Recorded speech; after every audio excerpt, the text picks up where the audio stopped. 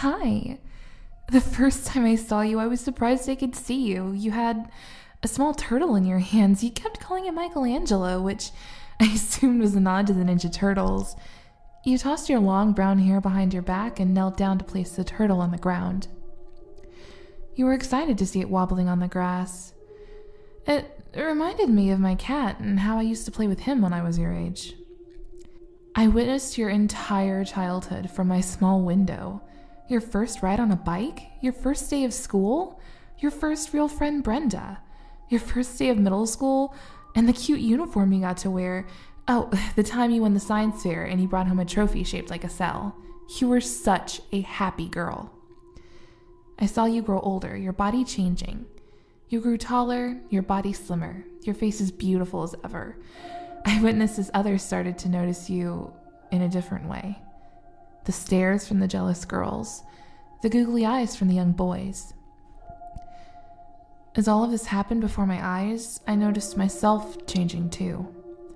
I got older. I got weaker. I got disillusioned, bruised. I lost my will to escape my painful life. All I had was this window to your life to keep me going. I lived my days through yours. Watching you was enough entertainment for me. You couldn't know the different ways you saved me from bad thoughts, bad days, and all the pain I'd been suffering from. I saw the day that handsome young man came to pick you up in a red convertible. Your mother wasn't happy about it, but she knew she had no choice. You had to start spreading your wings at some point. You left in a gorgeous floral dress that matched the summer's flowers. You came back late that night. You had a stuffed bear and some leftover cotton candy. I imagined you had gone to the fair. I imagined all the rides you must have gone on. All the fun that must have been for you. I was so happy that you had enjoyed your first date, and then came the magical kiss. He leaned in, blushing, and kissed you. Your cheeks were so red that I instantly knew I'd witnessed your first kiss. I closed my eyes, imagining what that must have felt like for 1 second. I had imagined it was me wearing that dress, smiling so big with butterflies in my belly and a kiss on my lips. But I was happy for you. I wanted to thank you for allowing me to live again, for allowing me to dream again. I wanted to thank you, but just couldn't bring myself to you. I couldn't go talk to you. I didn't know how. If only you knew about my window. And then one day, I heard him talking about you, the man I live with. He noticed you. I heard him complaining about how pretty girls like you shouldn't show off their legs like that. The moment he mentioned your legs, I knew it was over. I knew you would become his next trophy. I had to keep you away from him. This was my chance to thank you. I couldn't let you turn into me. I'd been lucky. I didn't know why he liked me so much. Most other girls came and went, never to return, and yet, amidst all the years, he always kept me down here. I think it's because he saw that I still had a light in me. Because I had you. All the other girls died long before he killed them. I could tell they were already dead in their eyes, long before he viciously murdered them in front of me, showing off his skill.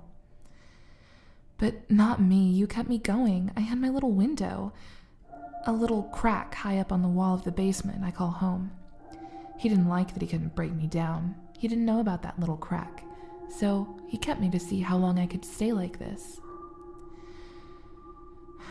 It is a sick game that I've been winning, thanks to you.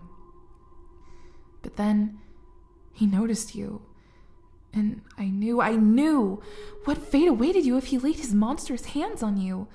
Whatever strength I had left, I collected it and prepared myself to finally do something about it. I want to thank you, because if you're reading this letter, it means I did it. I gathered my courage, packed it neatly into action, and went through with my plan to escape once and for all. I'll make him believe I've died. I don't know if it'll work, but if it does, he will reach to pick me up. I'll immediately kick him as hard as I can, where it'll hurt the most. As hard as I can. I will then steal his keys and run as fast as I can, and drop this letter off in your mailbox. I have a feeling he'll chase me and get a hold of me eventually, because I am weak. I'm very weak. Battered. There's barely a human left in this body of mine, but if that is the case, I've been prepared to leave this world for a long time. I doubt anyone will hear or see me. This street is so desolate. You're the only life here, it seems sometimes, but so long as you get this letter, I know that I did my part and that you'll be safe. Monsters are real. This one is named Ryan Morehouse. He is your front door neighbor.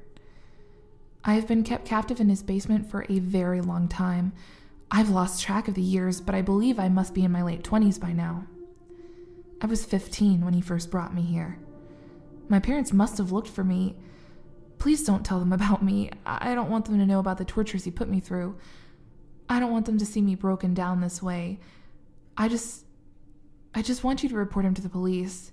His evil nature and depraved mind can only be stopped if he is caught behind bars. They will find bodies dangling in the walls of the basement. I've learned to live with the smell by now, but they will notice it the second they step down here. There are a lot of young girls in the walls of my room down here.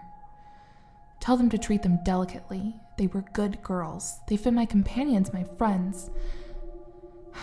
Most of all, I want to thank you. You're the only thing that kept me going. You were my light, and now I'm escaping thanks to you. Escaping this awful room, escaping this awful life, even if it means I finally get to die. With love, the girl who watched you grow up. We found this letter in our mailbox. After contacting the police, they entered the home of our neighbor across the street. Over a span of 5 days, they found a total of 15 bodies hidden in different parts of his house. He had plans to kidnap our daughter, but thanks to this mysterious stranger, his plan was intercepted.